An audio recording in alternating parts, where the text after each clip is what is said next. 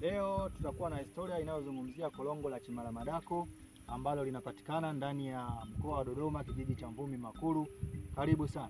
Korongo hili ni pana sana na linajulikana kwa jina la Chimalamadako kwa asili ya lugha ya Kigogo, lakini kwa tafsiri ya lugha ya Kiswahili lina maana ya kimaliza makalio. Swali kubwa, neno hili ama jina hili Chimalamadako lilitoka wapi? Tumezungumza na baadhi ya wakazi wa eneo hili ili kujua historia wanayoijua. Korongo limekuja na likaanzishwa hii likaa korongo. Ilikuwa ni njia ya watu kutoka Dodoma. Tulikuwa tunakwenda Dodoma, tunatumia siku mbili ndio tunaingia mjini Dodoma. Sio hivyo? Bado Dodoma imejengwa mijengo ya kawaida ya miti. Na nilijaribu kumuuliza mzee huyu kwamba kwa nini korongo hili liliitwa Chimalamadako.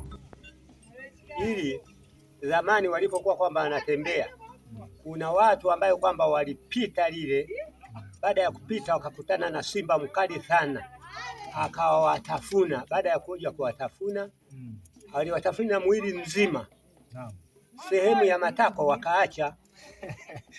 Ni jambo kama la kufurahisha watazamaji, lakini ni jambo lenye huzuni kwa wale ambao walikutwa na tukio hilo.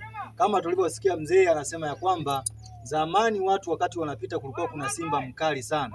Sasa yule simba alipowakamata akawatafuna na kuwaachia makalio, ndio maana likaitwa Chimalamadako, lakini kwa Kiswahili tunaweza tukatafsiri ya kwamba linaitwa kimaliza makalio. Baadhi ya wakazi wa eneo hili wanasema hawajui chanzo cha jina hili, wakati wengine wana nadharia mbalimbali. Hata hivyo, hadi sasa hatujapata ushahidi wa kuthibitisha asili ya jina Chimalamadako. Hivyo basi, siri ya korongo Chimalamadako bado haijapata jibu sahihi. Je, kuna mtu anayefahamu historia iliyopotea ya eneo hili? Kama una taarifa yoyote, shiriki nasi, ama unaweza ukakomenti neno lako kwenye hiyo video hapo chini.